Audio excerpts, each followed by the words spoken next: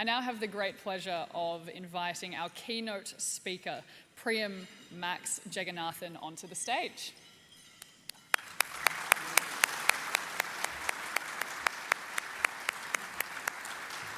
Now, Max is a speaker and writer with the Centre for Public Christianity in Sydney. He's got an incredible personal story, and today we'll be speaking about the universal need for grace and how that's worked in his own life. So please join me in welcoming Max.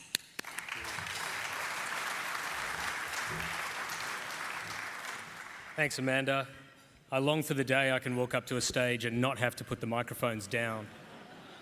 That's what you get for being 5'6". Well, thank you for that warm welcome, distinguished guests, ladies and gentlemen. It's such a pleasure to be here with you.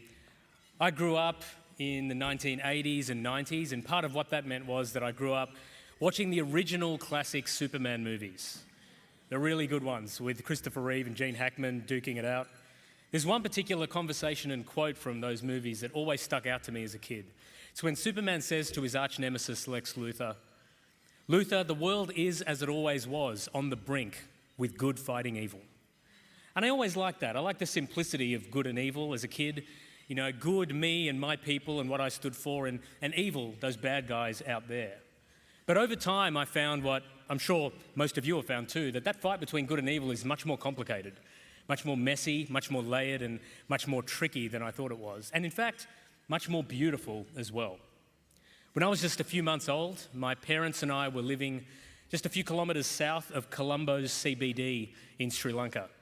We are Sri Lankan Tamils, and as a result of that, we were caught up in some of the worst of Sri Lanka's civil war. That July for Sri Lankans came to be known as Black July, July 1983.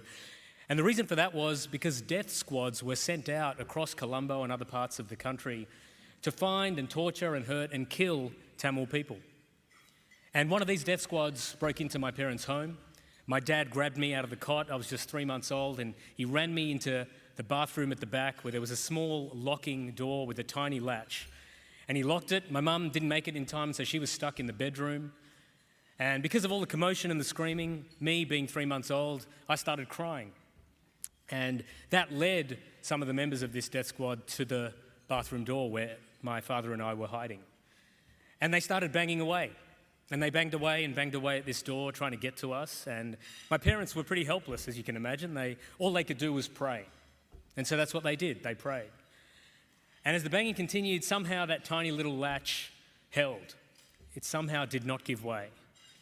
And so this gang left, and they said when they were leaving, "We're going to come back, we're going to burn down your house." So after they left, my parents stumbled out into the night, and they hid in the bushes nearby. And it was pretty clear that we weren't going to make it if I was there crying and attracting attention.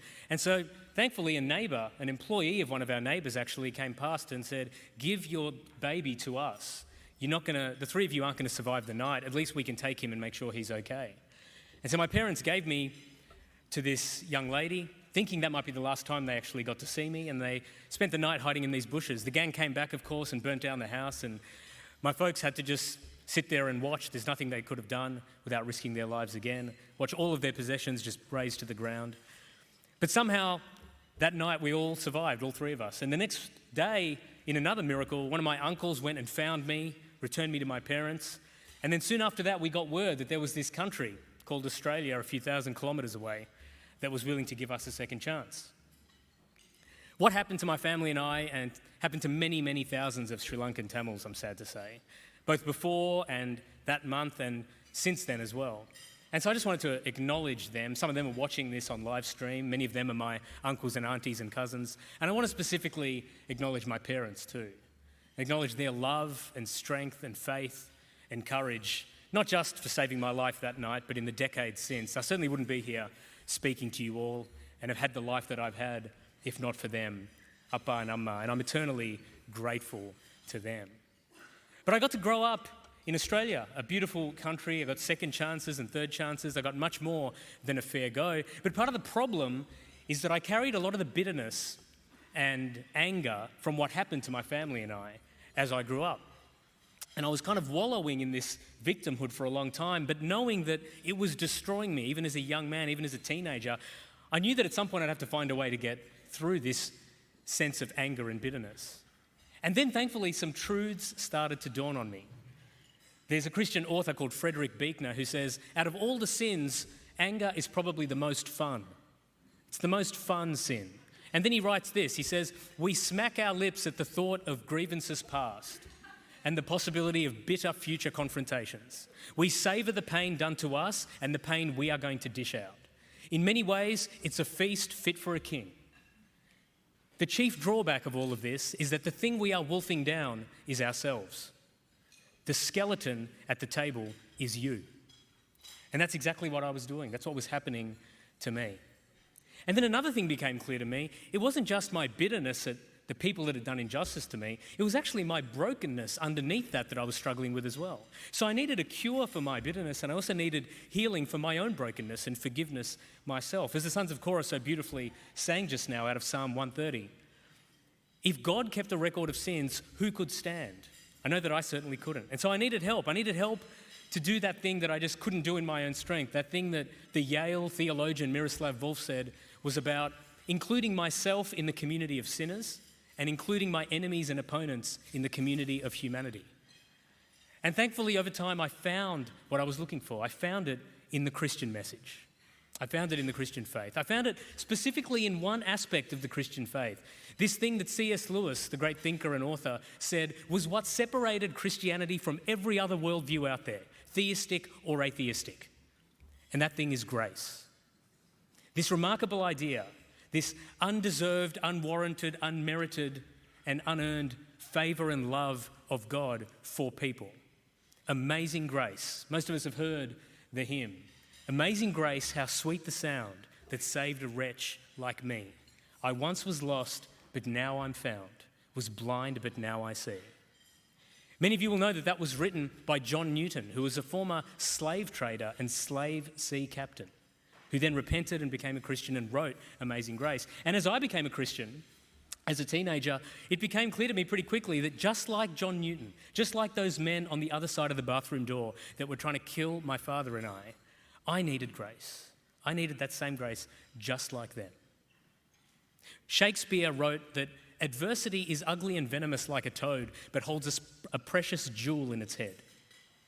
The more I thought about it and looked back on my life, I'm pretty sure that that jewel that Shakespeare was writing about was grace, or something to do with grace. Because in my life, there have always been some constants, and you might recognize these in your life too. There's always been some adversity. There's always been some struggle and great adversity, but there's always been grace at work. Grace from above and grace from other people who have extended grace to me. And there's always been brokenness that I've had to navigate through and struggle with. That need for grace, I think, is a ubiquitous need. And I had so much of that in my life. I got to grow up in Melbourne first and then in Perth, in a happy and a stable home. And I acknowledge not everyone gets the blessings that I've had, but my story is a happy family, a happy childhood, and then I got to come to Canberra, I got to study law, got to practice law for a few years, came up here to Parliament, worked as a ministerial advisor for 8 years in government and then for a little bit in opposition. Then met and married my beautiful wife, Fiona, and we spent a couple of years in Oxford where I got to study, and then in Singapore for 5 years, and we just got back to Australia last year where we now live in Sydney with our 3 kids, and I work with the Centre for Public Christianity.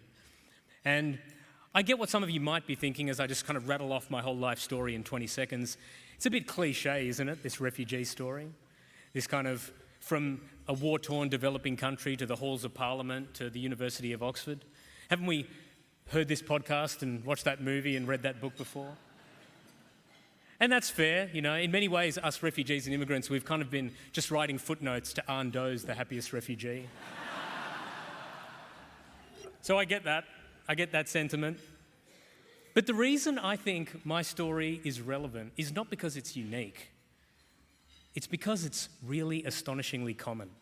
It's all of our stories. At the first principle level, all of our stories have great adversity and struggles that we are dealing with. All of our stories have things, grace in action, things that we can be grateful for. And all of us are navigating always a sense of brokenness in here and dealing with the brokenness and the bitterness out there. From the single mum who's courageously raising her kids in public housing, to the small business owner who's struggling with the uncertainty of turnover, to the millionaire investment banker who's struggling in his marriage, to the remote Indigenous community who's just trying to build a local economy to give their kids hope. to the Member of Parliament who might be kicking goals in the chambers and in the national media, but just wishes they could see more of their family and their loved ones. We all need grace. Plato said, "Be kind because everyone you meet is fighting a difficult battle." And I think that's right. And that's why when we see those little moments of grace in action in everyday life, they resonate with the human heart because they're what we all need. I was on a bus earlier this year, just in Sydney, a regular commuter bus, and it just so happened that that day was that bus driver's first day on the job. And I don't know if he just slept through the training or skipped it, but he had no idea where he was going. Didn't know the route, didn't know the stops, had no idea. And it was refreshing to me to see all of us, and we all kind of knew each other because we catch the same bus every week, we all just stepped up and helped him. People came alongside him, we guided him, we said, yeah, this is where you need to stop, this is where you need to turn. We said, yeah, Bill is going to get on here, Stephanie's going to get off there. Those little moments of grace, they might seem like little things, but they're what hold our community together. Paul Keating called them the golden threads of our community. John Howard called it unvarying civility. They're talking about grace. I don't know what's going to happen in the US election tomorrow, but one thing I can promise you, in the days and weeks and months that follow, there's going to be a need for grace. They're all going to have an immense need for grace because we all have that need. And when we see it in action in everyday life, it's a beautiful thing. And that, for me, typifies the Australian fair go at its most beautiful. Because as I've experienced it, our fair go at its best is not fair. It's about second chances and third chances and fourth chances. It's about cutting each other slack, especially when we don't deserve it. And I saw it here when I worked at Parliament for those 8 years. Politics at its most beautiful is a place of grace too. And I'm so glad and honoured some of our members and senators are here because these are hard-working, dedicated people that get up every morning at crazy o'clock most mornings and give of themselves, sacrifice and give of themselves for a greater good, for something beyond themselves, so others can have a better quality of life. And then extend that same grace to those around them, to their colleagues, and even to those across the political aisle. That might be hard to believe, but I saw it when I worked up here. Sometimes it happens behind closed doors and it's never reported on, but that grace is alive and well here. Politics at its most beautiful can be a place of grace. But I concede that it's not easy, this thing called grace, showing one another grace. I had a near-death experience and then was able to find healing and forgiveness, and yet I still struggle when someone cuts in front of me in traffic or when I see an obnoxious social media post that I disagree with. We're not wired for it in our own strength, and the world doesn't optimize for it either. In fact, the algorithms that govern so much of our digital lives are designed to slice and dice us and herd us into our echo chambers. They're not designed for us to give one another grace. We so obviously and clearly need help from outside of ourselves. As was mentioned, if you were here at this event last year, right here, the Abdullahs stood, this incredible couple, and told the story of how they were able to forgive, to extend grace and forgiveness even to the man that was responsible for the deaths of 3 of their children. Amazing grace. And they were very upfront and clear that the only way that that was possible was because of the grace that they had received and found in their Christian faith. The same place that I found and continue to find grace too. The Christian message, this Christian idea of grace, is anchored in a God who stepped into the world as a person out of grace, who went to a cross and took on to himself all of the bitterness and anger and struggles and darkness of humankind out of grace. And then he loved the people who were killing him while they were killing him out of grace. Amazing grace. When my wife Fiona and I were trying to think of a name for our youngest child, just a few weeks before she was born, this is going back a few years now, we wanted, like all parents, the name to be meaningful. We didn't want it to be too weird. We wanted to say something about ourselves, and we wanted it to be the kind of name that she could identify with, to reflect the kind of person that we wanted her to be. And so we asked ourselves some questions. We asked ourselves what got us through adversity, what was it that we valued and found the most joy in, and what we knew we were going to need, and what we knew we were going to need reminders of in the future. And the answer to all of those questions was very, very easy. And so her name is Grace. Her name is Grace. So my friends, I think Superman had it half right. The world is as it always was, on the brink, with good fighting evil, but that fight is not as simple as we think. It doesn't just happen out there. It doesn't just happen in our parliamentary chambers back there. It doesn't just happen in our news headlines or on social media. It happens in here as well. As the Nobel laureate Alexander Solzhenitsyn said, the line that divides good and evil cuts through every human heart. Certainly cuts through mine, and because of that, I'm in need of grace, and I'm pretty sure we are all in need of grace. My encouragement to you today is that that grace is available, that grace from beyond yourself, and that grace that you can then extend to those around you. Annie Johnson Flint was a poet who died, and when she died, she had crippling arthritis that plagued her entire body. But she found that grace that she needed in her Christian faith too. And before she died, she wrote this: "He giveth more grace when the burdens grow greater. He sendeth more strength when the labours increase. To added affliction, he addeth his mercy. To multiplied trials, his multiplied peace. His love has no limits. His grace has no measure. His power has no boundaries known unto men. For out of his infinite riches in Jesus, he giveth and giveth and giveth again." My friends, my hope and prayer for all of you this day, these coming months, and in the years ahead as well, is that you will experience that grace from beyond yourself and be able to extend that to those around you. Because I am fully convinced, as the old hymn finishes, that it is grace that has brought us safe thus far, and grace will lead us home. Thank you for being here. Thank you for listening. God bless you all.